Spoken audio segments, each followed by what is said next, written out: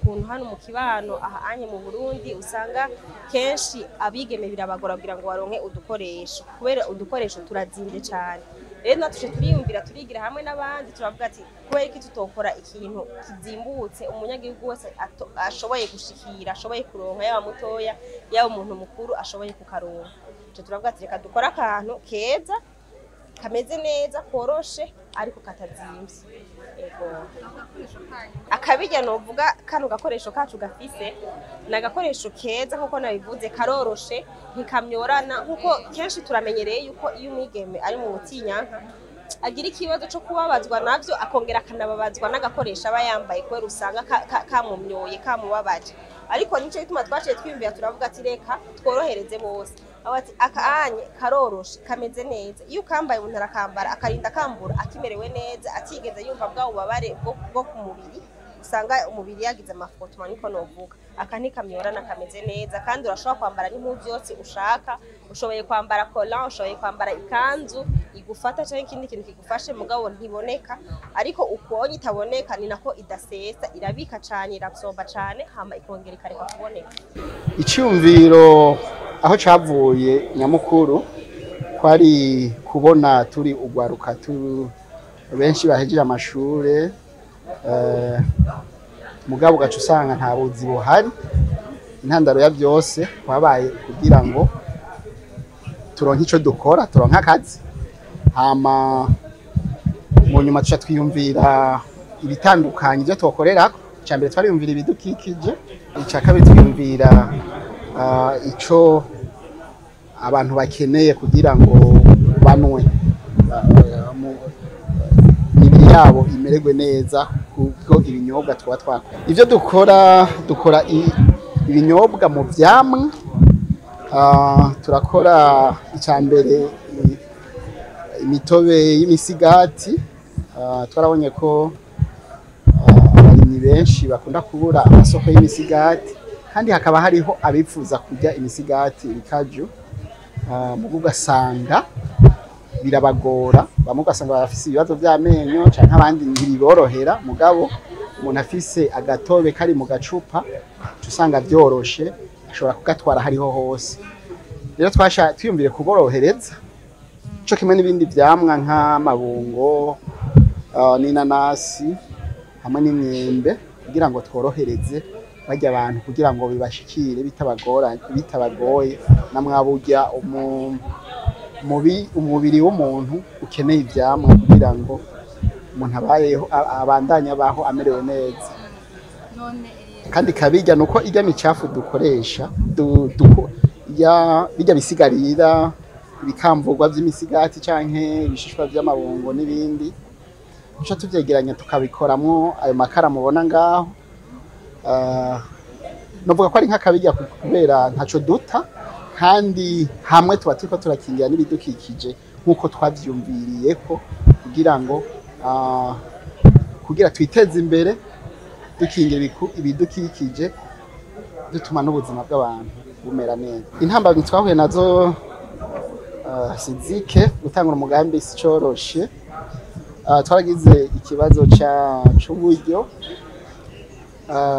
mugabo nkuko dufise ubwenge tukagira n'amaboko yo gukora twavuze ko uburyo butari intambamyi cyane twagiye n'izindi ntambamyi zo kuronka amasoko tukura amaboko mu mpuzu umuntu nimba yo bafise umugambi ushaka gukora hari ahantu ushobora kugushikiriza bakagufasha canke icyo turabikora tubikure. Novuga yuko dukura amaboko mu mpuzu nta no mu bitoshobokera isufi gusa ko umuntu agira indoto yimaze kurota ikintu hamukavyuka ukagomba kugerageza kurondera kugira ngo ushobore kuyihayariza nta na kimwe kidashoboka. No munsi umuntu ashobora kuvyukeje agakreya akazi ku bandi bajene benshi nkuko hako yorindira yuko ari bo bazoha akazi naho ahubwo agakreya hamagara abandi bajene benshi akabaha akazi. Rero no batera akamo ko batogira ubwoba kenshi nibwo ukunda gutuma buba inzitizi ati bijya ibintu havyo ntushobora n'ibinini by'ukuri aho tugeze natwe ntitwari tuzi ko twahagera n'ubwo urugendo rukiri rurerure.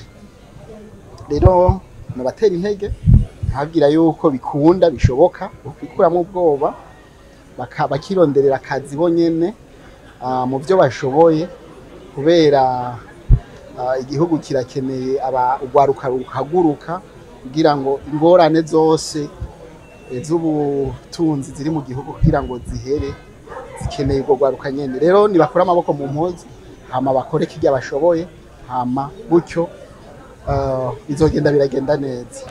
Nitwa Nsabimana Giselle, nkaba mva mu ntara ya Gitega. Gitega niyo nkorera na tuno couvre bebe. Umva mu kwiteza imbere twararavye twe dusanga bino bintu n'utuntu baza ko importa hanze kandi natwe twari tubishoboye kubukora. No kuvuga rero je nariyumviriye kuri atelier de couture nsanzwe nkora. Sanzwe mfise tundi tuntu nkora, ndashona impuzu zitandukanye zaba aba mama n'aba papa amamodele yose. Mugaca ndiyumvira none ko twama dukora commande gusa hamwe dushizemo utuntu naho kugira ngo aba bantu baza kuvyimporta hanze baze baraza hafi natwe tubibahereza, gutyo tukabona natwe kwiteza imbere. Kandi urumva n'abajene benshi bari bicaye cha tubahamagara kuko tugwijije akazi, gaca baza tugakorana tukabandanya dutera imbere. Kamono batera nuko boza bariyumvira muri bo gucreya akazi, bakiyumvira ati burya iki kintu no gikora gutya, bakaza baragerageza kugira ama recherche bakarondera utuntu boshobora gukora ku buryo bavuga bati jewe no munsi nashoboye kuronka amafaranga ngano ku ndashobora kwigurira ndashobora kugurira agahuza umwana. No kuvuga akazi umuntu yokironderera kuko ubwenge turabufise. Ni produit yitwa teinture mère de propolis. Iyi nayo ikabifasha cyane mu bijanye n'abantu bafise ibibazo byo guhumeka, ari urwaye grippe, bya bicurane bidacika, ukorora, ufise bronchite, asima n'izindi ngwara nyene zifatira mu gihimba cyo guhema hejuru muri ku mutima. Rero ugafata karamugira akamaro cyane kakamukiza ivyo bibazo bafise. Ama uburyo bwa umuntu ashobora kugafatamwo no kuvuga ko afata amazi akashira mu gikombe, amazi meza, hanyuma akugurura agashiramwo amama 10 akaca yafata mu gitondo ndetse no ku mugoroba nyene akongera agafata cha ikombe n'amazi agashiramwo amama 10 hama akongera kihereza. Gusa umwana afise imyaka iri musi y'itatu ntabwo arekuriwe kugafata, ndetse n'umugore afise inda nawe nyene ntabwo ashobora gufata uno muti, ino teinture mère de propolis. Muri make nivyo nosa n'ubabwira, aranwa gushika igihe akize, n'igihe yakize arabandanya nwa kuko nta zindi effet canke nta kindi kibazo ushobora kumuteza, kuko n'umuti n'umuti kama nta kibazo ufise nawo buru wiyumva uko wiyumva kose urashobora kuwufata.